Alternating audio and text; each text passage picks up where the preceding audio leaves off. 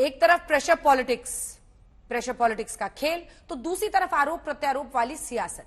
अब आपको दिखाते हैं उत्तर प्रदेश के मुख्यमंत्री योगी आदित्यनाथ, पूर्व सीएम अखिलेश यादव के बीच सरकारी भर्तियों को लेकर जुबानी जंग छिड़ गई है।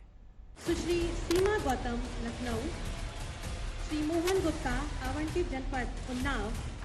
सीएम योगी बनाम अखिलेश की जुबानी जंग। भर्तियों को लेकर यूपी में छिड़ा सियासी संग्राम।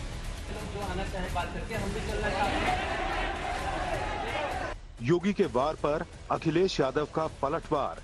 ये तस्वीरें बीते दिन की हैं, जब योगी आदित्यनाथ ने 7,720 लेखपालों को नियुक्ति पत्र बांटते वक्त अपनी सरकार और अखिलेश की सरकार का फर्क समझाया।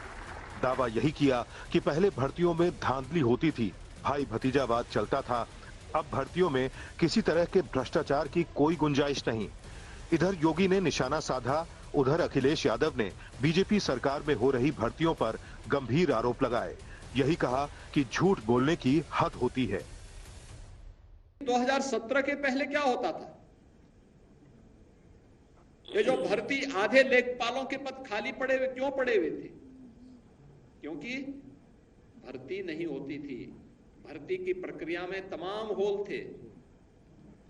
भर्ती की प्रक्रिया को पहले ही चाचा भतीजे की जोड़ी वसूली के लिए निकल पड़ती थी और पूरा खानदान अलग अलग जिले आवंटित हो जाते थे। मुझे याद है लेखपालों की भर्ती की एक प्रक्रिया को कैसे इन्होंने दागी बना दिया था। कुछ कपड़े पहनने के बाद किसी को झूठ नहीं बोलना चाहिए।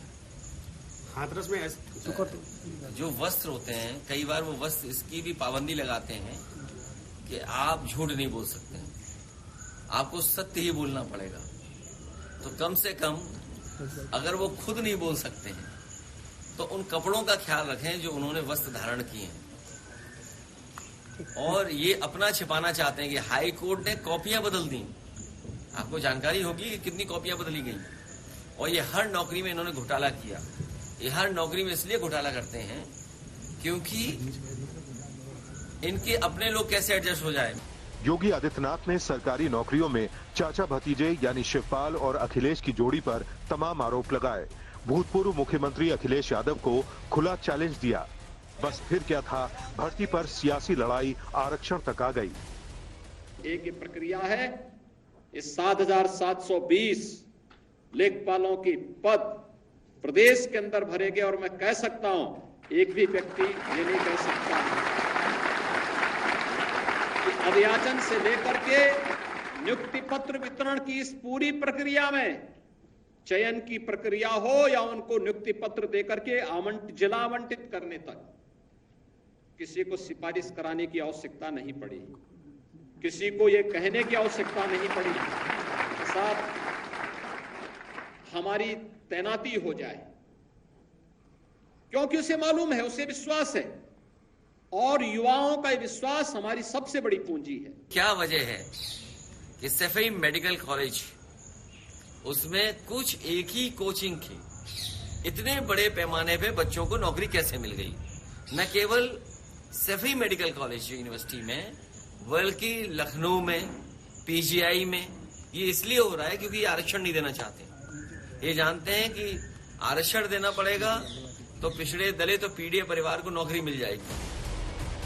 अब दोनों तरफ अपने अपने दावे हैं। हालांकि अखिलेश यादव की माने तो योगी राज में दलित, पिछड़ों और अल्पसंख्यकों के आरक्षण में जानबूझकर रोड़े अटकाए जा रहे हैं। वहीं अखिलेश के आरोपों को खारिज करते हुए योगी का दावा है कि आने वाले दिनों में सरकारी नौकरियों की झड़ी लगने वाली है। 6 लाख से अधिक युवाओं को हमें सरकारी नौकरी में नौकरी प्रदान करने और नियुक्ति पत्र प्रदान करने का अवसर प्राप्त हुआ। 1,55,000 से अधिक तो पुलिस कार्मिकों की नियुक्ति की। 1,54,000 से अधिक हम लोगों ने शिक्षकों की भर्ती की प्रक्रिया को पूरा किया, चाहे वह लोक निर्माण विभाग हो, चाहे वह राजस्व विभाग हो, चाहे वह सिंचाई विभाग हो। इन सब में भी नियुक्ति की इस प्रक्रिया को समयबद्ध तरीके से आगे बढ़ाने का कार्य किया गया। दावे जो भी हों, लेकिन उत्तर प्रदेश में सरकारी नौकरियों को लेकर नौजवानों में काफी नाराजगी है। चाहे फिर मामला नई भर्ती का हो या फिर पेपर लीक का। अभी ज्यादा दिन नहीं बीते जब सिपाही भर्ती का पेपर लीक हो गया। लीक होने की वजह से भर्ती रद्द हो गई। अब दोबारा सिपाही भर्ती की परीक्षा कब होगी कोई नहीं जानता। यानी यूपी के नौजवानों के पास इंतजार करने के सिवाय कोई रास्ता नहीं है। ठीक ऐसा ही इंतजार बीते 6 साल से जूनियर इंजीनियर की भर्ती के लिए हुई परीक्षा पास कर चुके उम्मीदवार कर रहे हैं। बीते 6 सालों से अपने हक की आवाज उठा रहे हैं, लेकिन इनकी सुनने वाला कोई नहीं। अब तक सरकार की नींद नहीं टूटी है। पूरे आप चित्र को देखेंगे तो इनका एवरेज है 5-5.5 साल एक भर्ती का। तो अगर अधिनियम सेवा चयन आयोग एक विज्ञापन निकालता है तो क्या अभ्यर्थी मान ले कि उनका एवरेज 5-5.5 साल होगा। एक तरफ दावा है कि यूपी में सरकारी भर्तियों की प्रक्रिया 100% खरी है। दूसरी तरफ उत्तर प्रदेश के ये नौजवान हैं जो सरकारी भर्तियों में लेट लतीफी की वजह से सड़कों पर हैं।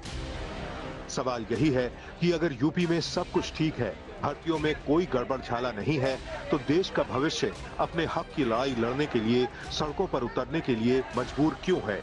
इसका जवाब कौन देगा? लखनऊ से समत श्रीवास्तव के साथ आज तक ब्यूरो।